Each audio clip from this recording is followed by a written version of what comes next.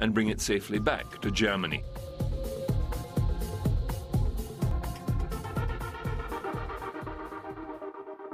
French submarine building picked up speed after the war, and the country developed the Redoutable class. These vessels were designed for long patrols with a range of 14,000 nautical miles, traveling at 7 knots above water and 90 nautical miles submerged. Powered by 2 diesel 4,300 horsepower and 2 electric 1,200 horsepower engines, the subs could submerge to a depth of 80 meters and had a top speed of 17 knots.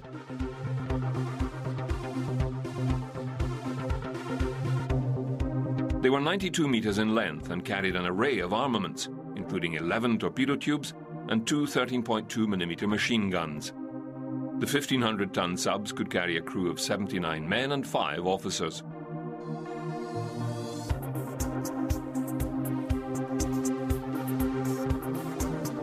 Submarines from this class included the Action, launched in 1929.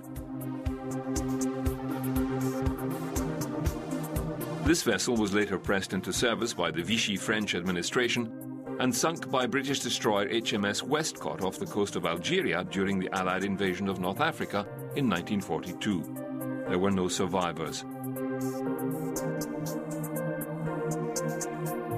Type 1 of the Redoutable class were oceanic submarines, Type 2 were coastal, and Type 3 were mine layers. Many saw action in the Second World War, but only 4 survived the conflict.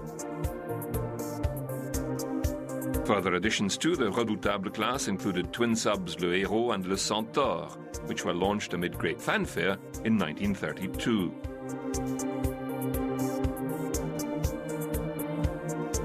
Another Redoutable class vessel was the Casabianca, launched in 1935. When France fell to the Germans in 1941, she was disarmed, but her captain hid fuel on board and secretly restored the weapons.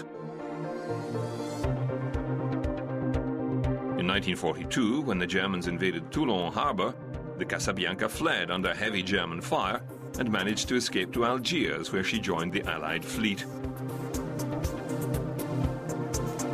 She carried out missions for the Allied secret services and was dubbed the Phantom submarine by frustrated German troops.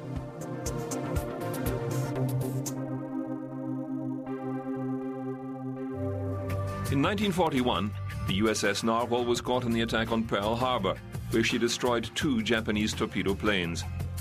The sub then carried out attacks on Japanese ships, damaging the Majumaru and sinking the Takimaru. After many successful wartime sorties, USS Narwhal was decommissioned in 1945. Even in peacetime, serving on a submarine was fraught with danger. In 1921, HMS K5 of the British Royal Navy was lost with all hands after a mock battle in the Bay of Biscay went wrong. The vessel was never found, but it was assumed she had exceeded her maximum depth. The high risks of submarine operations led to much research into safety equipment. Some of the most terrible dramas of the sea have been enacted in submarines, when accidents have kept them at the bottom of the sea and rescue of the crew has been impossible.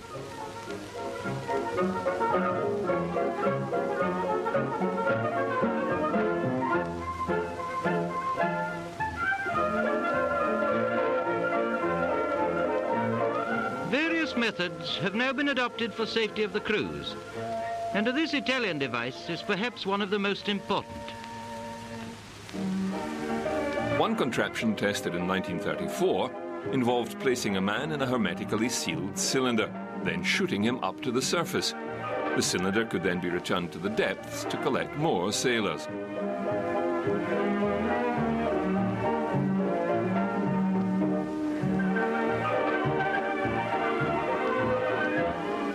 Everything secured, the cylinder is released, and in the space of seconds it reaches the surface, where the man can free himself from his temporary imprisonment.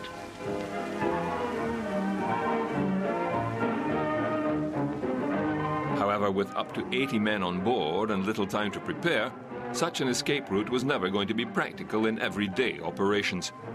The British Admiralty also worked hard on developing safety techniques.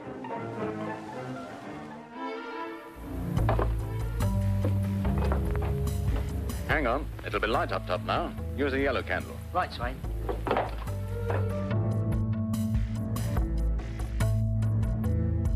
Candles marked the location of the distressed vessel. So could oil flushed through the sewerage system to create a slick on the waves above the stricken sub.